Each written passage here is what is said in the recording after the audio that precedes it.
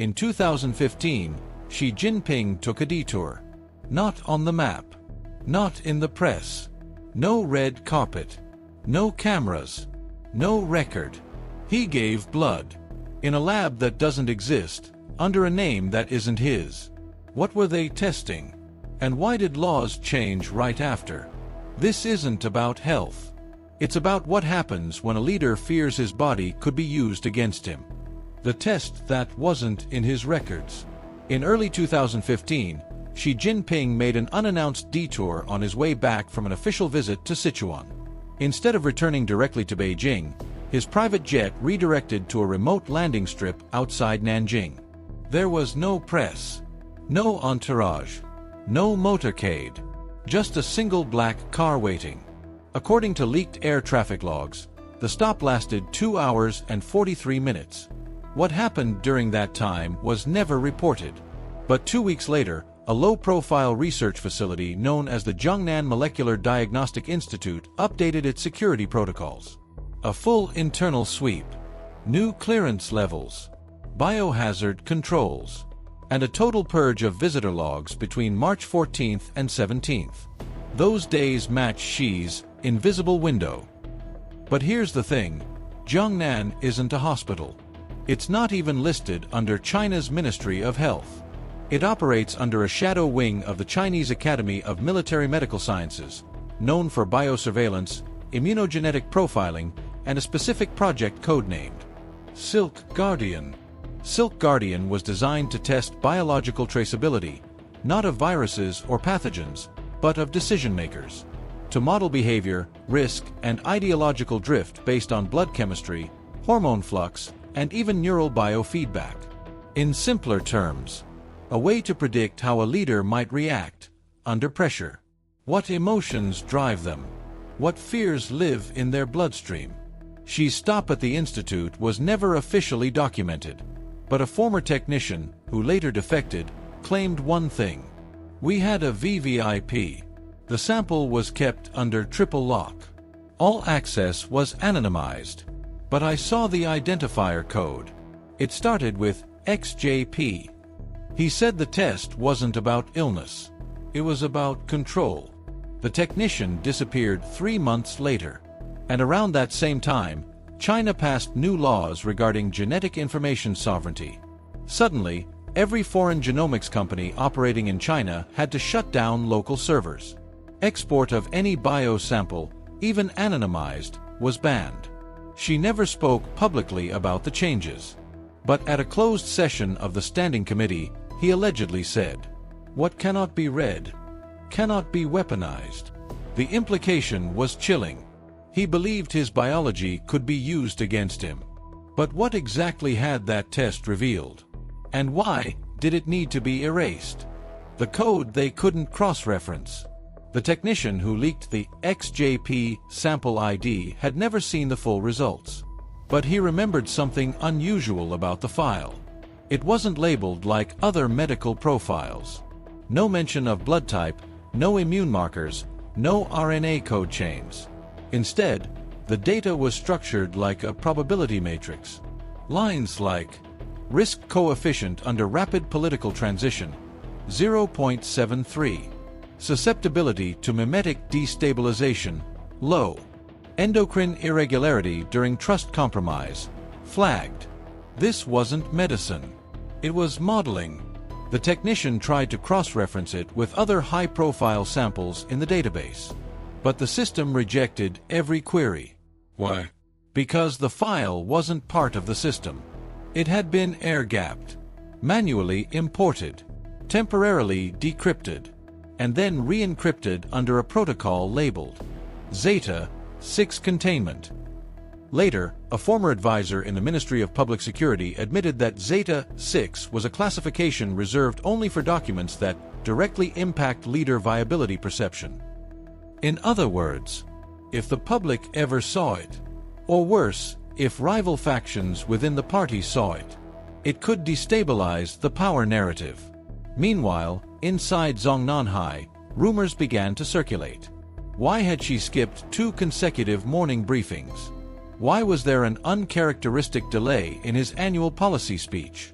And then came the strangest signal.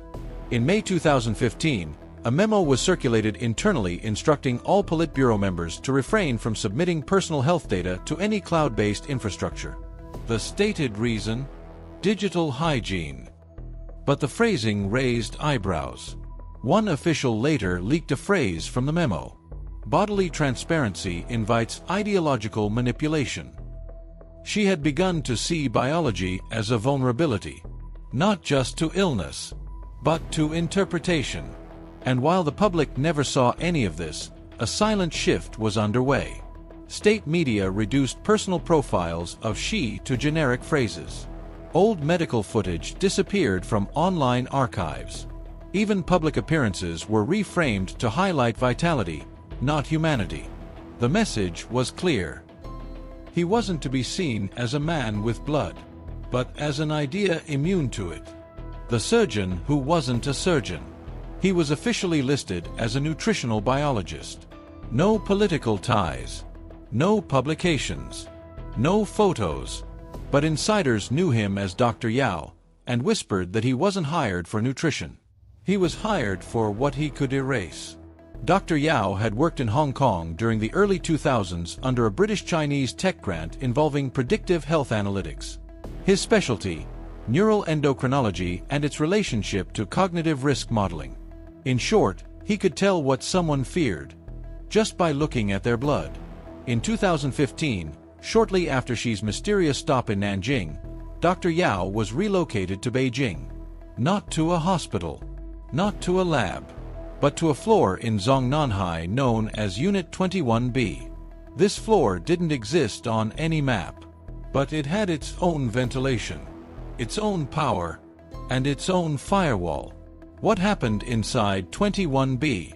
Only fragments escaped. One report claimed Yao created a neurohormonal trace chart based on Xi's sample, mapping not just biological stats, but emotional pressure points.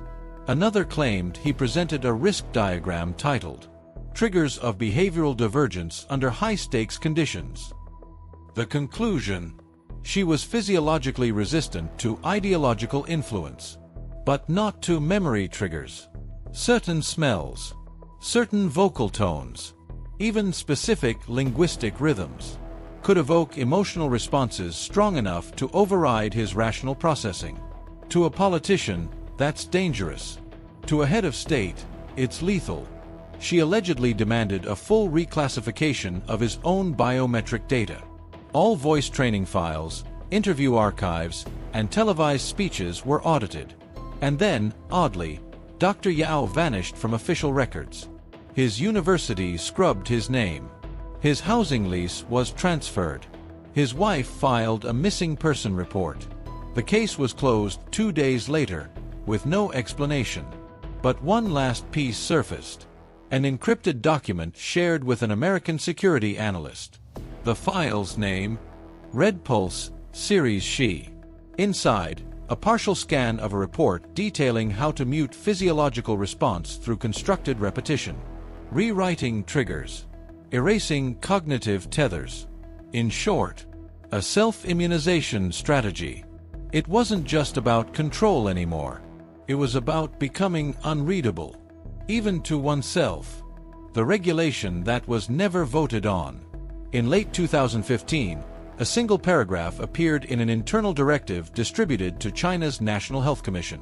It read, "No biometric data related to the Standing Committee shall be stored, transmitted, or analyzed by third-party systems, foreign or domestic, unless under Directive 329Y." There was no debate, no vote, no public version of Directive 329Y. But suddenly, research involving high-level political figures, anything from sleep patterns to voice modeling, was locked down. Universities lost access to joint studies. Hospitals were told to erase VIP physiological profiles. And most curiously, the Central Propaganda Department initiated what insiders called the image freeze. This policy mandated that no new medical footage, biometric scans, or physiological data of Xi Jinping could be broadcast or distributed without pre-clearance from Layer 4S, a secretive team inside the Cyberspace Administration of China. Officially, It was to streamline narrative consistency. Unofficially, it was to prevent patterns. Patterns that could reveal how his body changed, how his gait shifted, how his posture evolved under stress. The body was now considered a vulnerability vector. And then came the foreign ripple. International platforms began noticing takedown requests not for critical content, but for AI-generated reconstructions. Deepfakes, training models, even synthetic voice samples of Xi were aggressively pursued. Not just censored, but traced. 2 German researchers reported their lab was visited by men claiming to represent a Chinese medical investment group. They asked for the lab's training data, offered to fund new projects. When denied, the lab servers were later hit by a sophisticated cyber attack. And all this for what? One analyst suggested, it's not just about what the data reveals today. It's about what it could reveal tomorrow, when models get better. Inside Zhongnanhai, Xi's team shifted strategy. From secrecy to active distortion. They didn't just hide data. They flooded the system with fake medical profiles, misdated blood test templates, and false hormonal readouts. Anyone trying to trace the truth would find a maze. And in the center of that maze, a man who didn't want to be known by body or blood, only by image. The immune system he tried to control. In 2016, an internal AI unit in China completed a confidential report titled Leadership Biometrics and the Risk of Predictive Decoding. It argued that with enough data, machine learning models could eventually predict leadership behavior based on minor biological shifts. Not months ahead, but days. This terrified the party. If true, it meant that biology, once thought of as neutral, could become the most powerful intelligence weapon. And the most exposed. The report quietly circulated among the top 5 standing committee members. Xi's reaction? He launched a closed initiative under the Ministry of State Security, Project Null Echo. Its mission? To create a biological firewall. Not one that blocks pathogens, one that blocks understanding. The project explored techniques like controlled malnutrition to alter hormone baselines, vocal modulation drills to break predictable speech rhythms, exposure to sensory loops designed to dull involuntary physical responses. One participant described it as psychological anesthesia. But the real innovation was the biometric noise engine. It was a wearable prototype designed to emit false physiological signals. Heartbeat irregularities, sweat fluctuations, subtle tremors. If any foreign satellite, drone, or sensor tried to pick up readings, it would get corrupted data. They tested it at a rural compound near Qinghai. And when foreign intelligence later analyzed drone footage, Xi's thermal signature didn't match his previous recordings. It wasn't a double. It was distortion by design. By 2017, public references to Xi's personal health disappeared completely. State media scrubbed all mentions of fatigue, illness, or stress. He wasn't aging. He wasn't sweating. He wasn't bleeding. He had become immune to being known. But at what cost? Behind closed doors, those closest to him noticed the toll. He rarely made unscripted remarks. He avoided personal anecdotes. He no longer shook hands spontaneously. The man who once believed in control now feared being read. In his final private appearance before a major reshuffle, he reportedly said to his closest advisor, "The only way to protect a system is to make sure it can't diagnose you." And in a system built on interpretation, what isn't seen is often the most dangerous thing of all. A leader can command borders, armies, and narratives. But he can't command his own cells. She didn't fear illness. He feared being decoded. When truth becomes biological, and biology becomes data, power has to mutate to survive. If you want more stories buried in sealed labs, behind blood tests and state firewalls, subscribe to Hidden Xi. We reveal what history was never meant to diagnose.